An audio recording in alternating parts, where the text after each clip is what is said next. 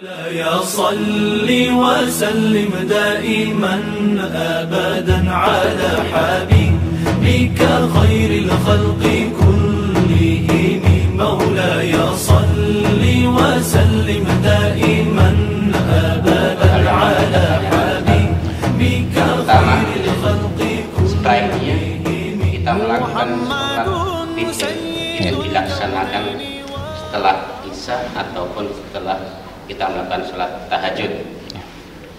Yang kedua, masalah sholat pagi atau sholat syuruk. Itu apakah bisa dilakukan di rumah atau hanya dilakukan di masjid saja? Mungkin itu aja, Ustaz. Assalamualaikum warahmatullahi wabarakatuh. Waalaikumsalam. Baik. Yang pertama, tadi sampai bawah mboten nggih kedengaran enggak? Enggak kedengaran nggih Ibu-ibu nggih. Pertanyaan kita ulang mengenai sholat witir itu setelah isya atau tahajud? Gitu. Nggih. Pertanyaan pertama, sholat witir setelah isya atau setelah tahajud? Afdalnya witir itu penutup sholat malam. Penutup sholat malam artinya tidak ada sholat lagi setelah witir. Itu afdalnya. Nggih.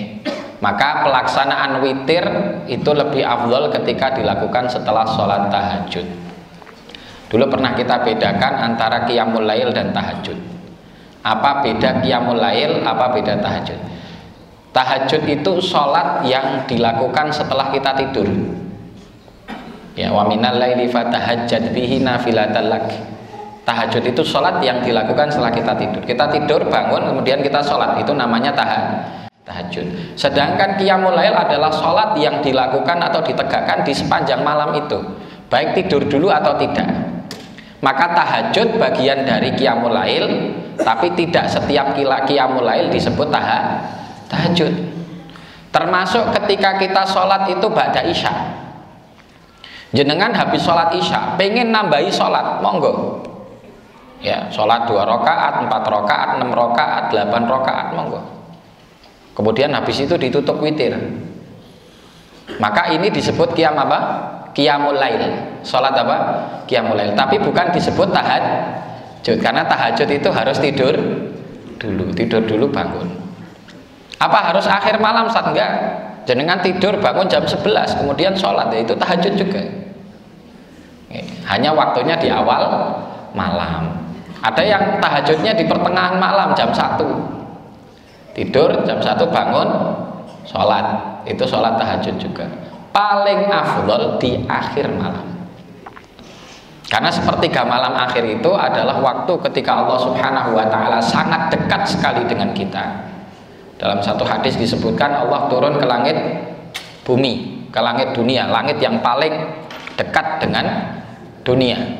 Kemudian Allah Subhanahu wa ta'ala menunggu doa-doa orang yang berdoa, istighfarnya orang yang beristighfar, permintaan orang-orang yang meminta, dan niscaya akan dikabulkan. Itu yang paling afdal. Tapi sekali lagi tidak mesti harus akhir malam. Witir di akhir itu yang lebih afdal.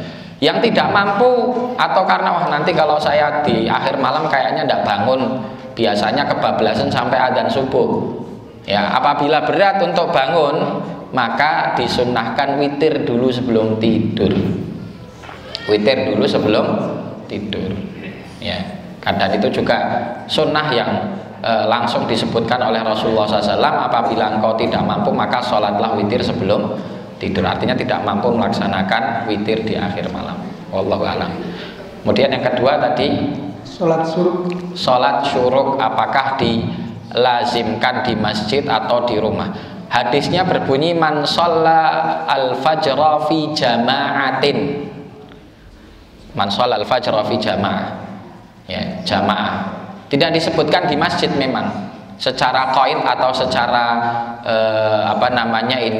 syarat itu tidak disebutkan di situ di masjid, tetapi disebutkannya fi jama'atin. Barang siapa sholat subuh berjamaah. Ya. Karena jamaah masjid itu, jamaah sholat itu tidak harus di masjid, ya, bahkan boleh dilaksanakan di musola. Musola itu tempat pelaksanaan sholat. Kalau masjid itu tempat berkumpulnya kaum muslimin. Beda masjid dan musola apa? Sebagian ulama mendudukkan masjid itu adalah ditegakkan di situ sholat Jumat. Masjid itu adalah di situ ditegakkan sholat Jumat. Sedangkan musola itu tidak ditegakkan di dalamnya sholat Jumat.